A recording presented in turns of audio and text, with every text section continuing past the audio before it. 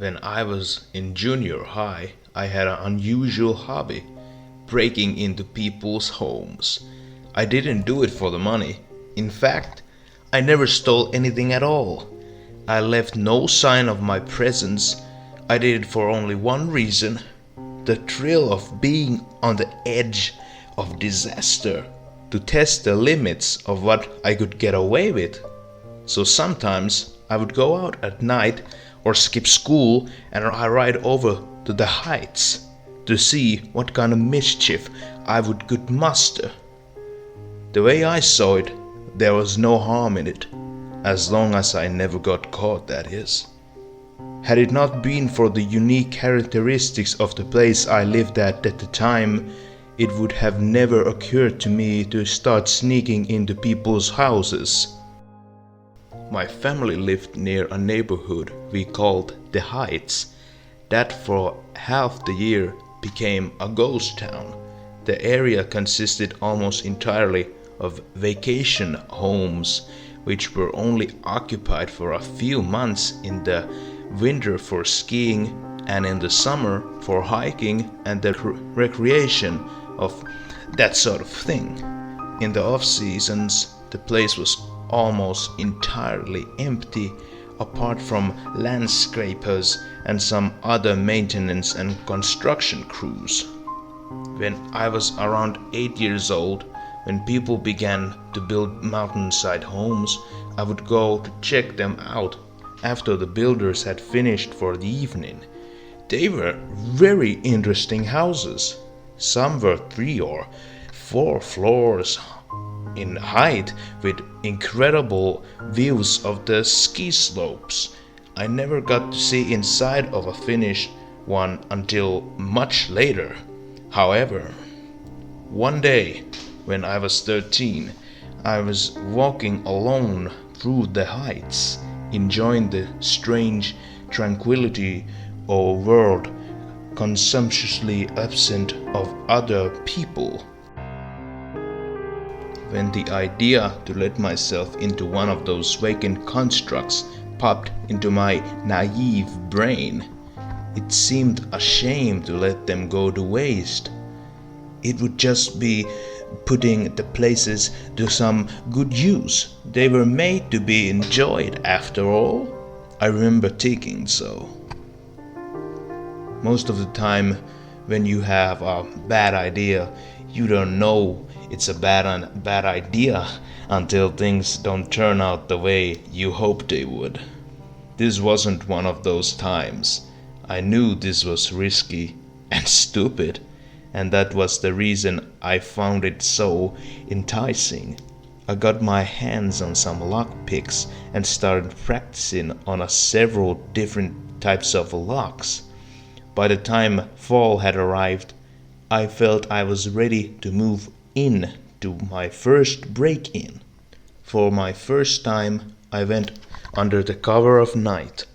The neighborhood was deserted, as usual, but I felt highly exposed as I crept through the streets. Nervous, I found a target at a far end of the neighborhood, near the end of a street that was fairly dark and isolated. There was a for sale sign beside the house. I figured I would start with something that was as safe as it could get. I checked to make sure there wasn't a safety system in place, at least as far as I could tell, and I approached the back door. Having no experience with this, I don't know if I was being far too cautious or if I was actually in over my head. My heart pounded out of my chest as I got out of my lockpicking tools and I went to work. It took me a minute, but just like that, I picked the lock and went inside. It felt so deliciously diabolical of me to set foot in someone's home uninvited. Though the thrill was so appealing, the criminality didn't really come naturally to me. This was the first time I really did something illegal, and I took the possibility of getting caught extremely seriously. I didn't stay very long, but I made sure to take a tour and enjoy the adrenaline. I exited the same way I came in and made my home undetected. Never before had I felt so alive. And so it went. From there, I continued to hone my skills and push the envelope of what I would break into. As I got more comfortable, I had to increase the risk in order to feel the rush again. I soon realized how safe I really was on my first undertaking. Eventually, I got to the point where I felt comfortable breaking into houses in broad daylight after I witnessed the residents leave. I always was able to escape, admittedly, sometimes narrowly, before anyone came in and saw me. The seasonally occupied homes practically ceased to scare me at all. Oftentimes, I would do my homework in these houses, spend an hour watching television, and then leave without anyone noticing. It felt almost like I owned all these houses, like the entire complex known as the Heights was my home. Over the next couple of months, I started spending so much of my time there that my girlfriend Amy started asking me where I was going all of the time. Perhaps foolishly, I decided to let her in on the secret. After all, she was my girlfriend, and I trusted her not to rat me out. Well, as it turned out, her ratting me out wasn't the thing I had to be worried about. The problem was that she really wanted to come with me, and I don't know how to say no to her, even though the window of spring season was nearing its end. Early on a Saturday morning, I planned to take her to a place I had been before, a really nice place, with a log cabin sort of appearance on the outside. As I remembered it, most of the house was on a single floor, with a wide open floor plan I thought she'd appreciate. We'd met beforehand at my house. She showed up with this blue jeans and a blue and gray plaid shirt over a navy tank top, blue Converse. She was wearing the necklace I gave her last Valentine's Day. It was a little black stone in the shape of a heart on a silver chain. "Hey you," I said and spread my arms. "Hey," she said in her soft, cute voice. After a quick hug, we set off on foot. On the way, I tried one last time to talk her out of it. I told her how risky it was. Asked her to imagine what would happen if we would get caught. Reminded her that the spring season was almost over. Yada yada. Eventually, she had had enough. She leaned in close to my face and cut me off by licking my mouth while I was in mid-sentence. It caught me off guard and I almost fell over in shock and started laughing. When I recovered, I did at least get her to promise to take what we were about to do very seriously. From my backpack, I handed her some sunglasses and my black Yankees cap. We didn't really need disguises, but I thought it might get her in the right frame of mind. We kept walking, and when we could finally see the house, I turned to her and said, "This is it. From here on out, you need to be alert at all times." She gave me an affirming nod. We approached the side entrance of the house, and I quickly picked the lock and we slipped inside. From the moment I stepped inside of it with her to the house, I was consumed by apprehension. Something didn't feel right.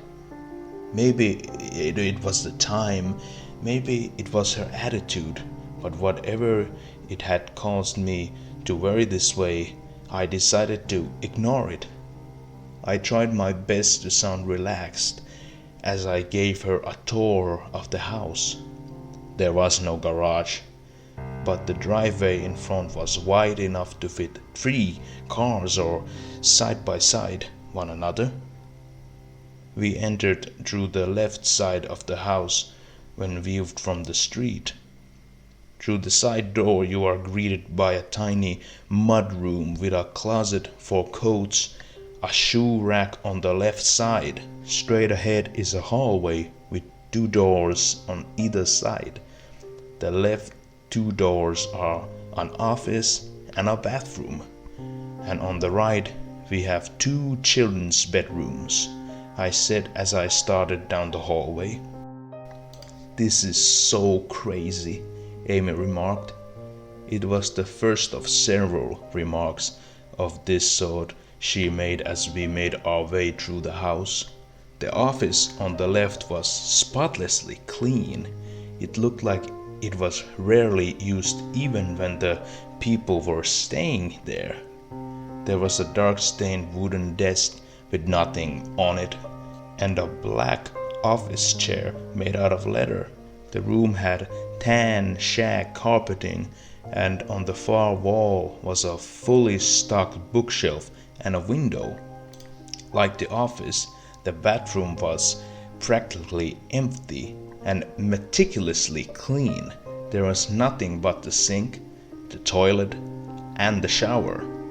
The 2 kids' rooms had a single twin bed on each side of the wall, and one further from the door had a small CRT TV.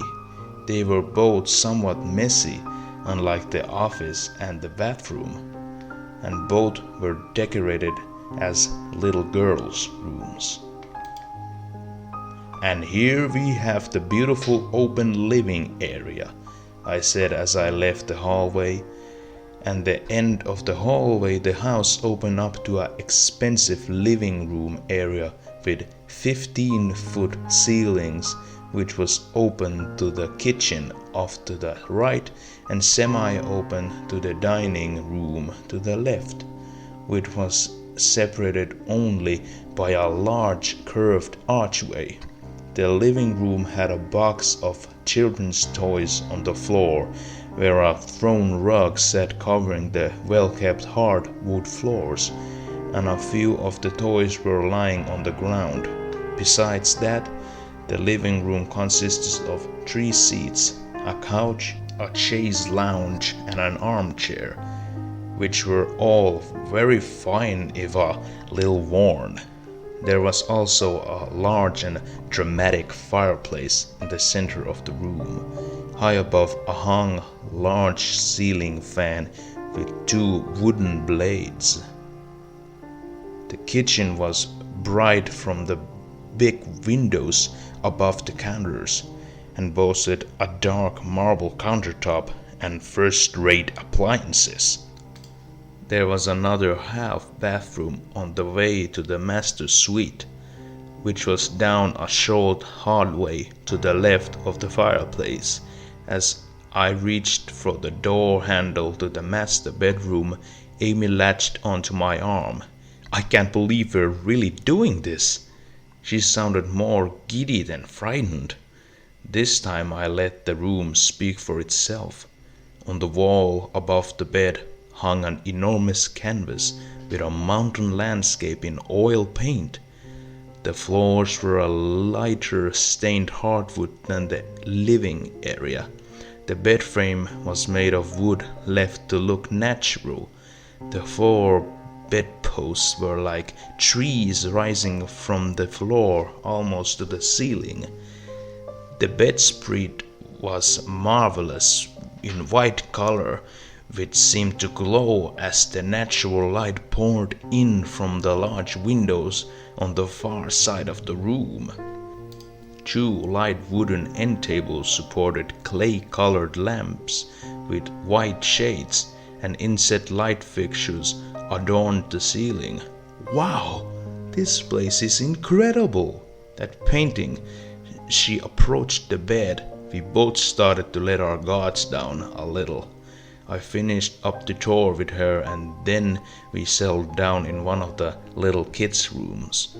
It was safer there where things weren't kept so neat like the master bedroom, less likely to leave a trace. Amy started perusing the girls' closets.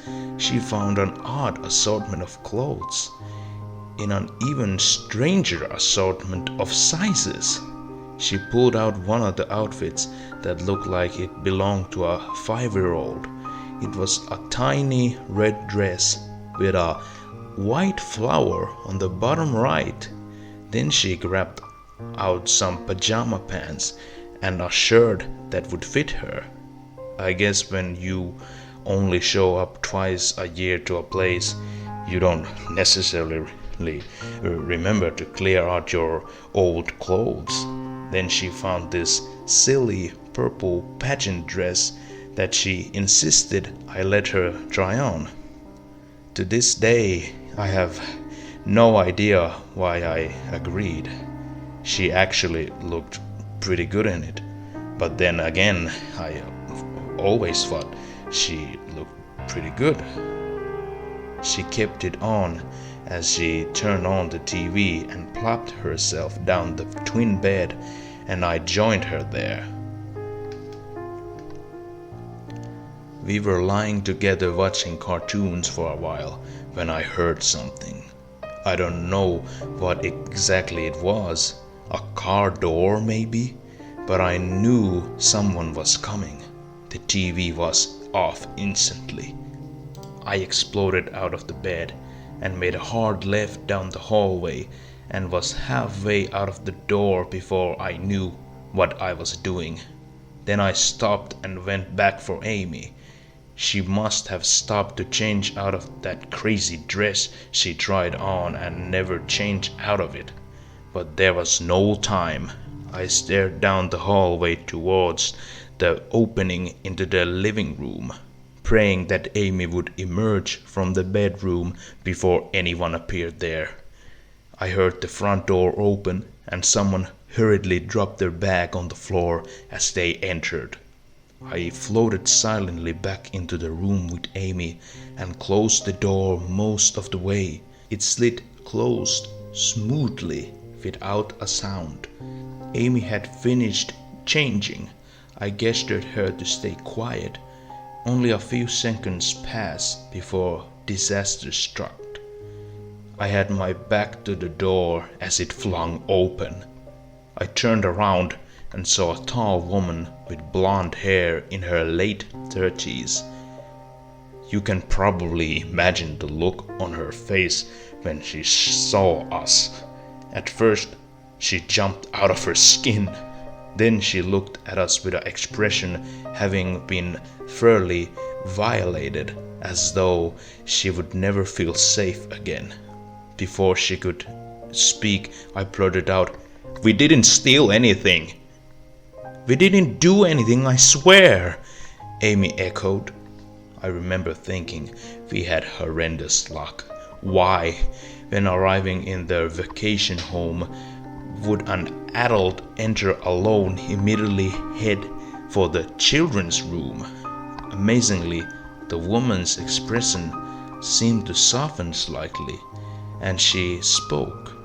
I guess she must have thought we were just some kids and didn't feel threatened. "What the hell are you two doing in my house?" We just wanted to see what it was like. We didn't touch anything, I promise," I said as I pushed past her, dragging Amy behind me. The woman didn't offer any resistance as we left. She had a dumbfounded look on her face now. We ran out of the house and down the street back into the direction of my house. When we were out of earshot of the house, I screamed, "What the hell, Amy? I told you to get ready!" But of course, I was the one to blame here. She didn't answer, and we just kept running until we got tired. My anger at her had faded. It was replaced with a deep desolation. it was over. All of it. My world was spinning. I realized how lucky we were that there was only one woman as she just let us leave. I tried to tell myself we might not even get in trouble for it. Like I could believe that. What do we do now? Amy asked plainly. She appeared to be calm, placid even. No, she was not okay. Maybe she was in shock or something. I don't know. Oh shit. Let's just both go home. Call me, okay? It's gonna be fine. We're still alive. We're gonna be okay. I'll talk to you soon. Just run home. It'll be all good. I didn't believe it. Neither did she. But maybe just saying it enough times could make it true. Okay. We went our separate ways and we got home desperately awaiting her phone call. My family grew concerned as I waited by the phone, no doubt with a look of despair smeared across my face, but I told them to mind their own business and they didn't need to prod me any further. I waited and waited, but her call never came. So I called her. No answer. I called again later and her dad picked up. I thought maybe she told her parents what happened and she was grounded or something. Not likely. That wasn't something that she'd do. She had looked pretty shaken up though. Hello, Mr. Ferris. Is Amy there? I remember saying in as polite and as innocent a way I could muster at that point. I thought she was with you. I was beginning to worry about her. You don't know where she is? Unbelievable. She had never come home? No, sir, I don't. I haven't seen her since lunchtime. We had lunch at my place and then she took off. She said she was going to call me when she got home and she never did. So I called her and I got you. Then he said something about how I didn't deserve her and that he was gonna make my life hell if anything happened to her and so on. I hung up the phone. I would just have to talk to her at Monday at school. Only she never came home Saturday night. Her dad called the police and the whole town got involved in search of Amy Ferris, including me, but I kept Saturday's events to myself. I didn't want to tell the police what we had done Saturday if I didn't have to. I hoped Amy would turn up somewhere and all would be well again. That was just wishful thinking. When they finally found her, she was dead. I couldn't believe it. The feeling of sickness I felt when I heard the news was indescribable. She was found in the woods. She had been stripped and stabbed to death. But she wasn't the only one they found that day. She was buried alongside 20 other girls, aged 4 to 14. Out of all the remains of the girls the police unearthed, she was the only one that had been stabbed to death. All the rest appeared to have been poisoned. Amy was buried with her shoes, sunglasses, a hat, and a necklace beside her. Other girls had similar possessions uncovered alongside their corpses. Since it was too late anyway, I still didn't go to the police with my information. Instead, I went back to that blonde woman's glorified log cabin myself. The lady was gone. I broke in through the side door again and started walking quietly down the hallway. I turned right into the second bedroom. I opened the closet door and my greatest fears were confirmed. The closet was completely empty.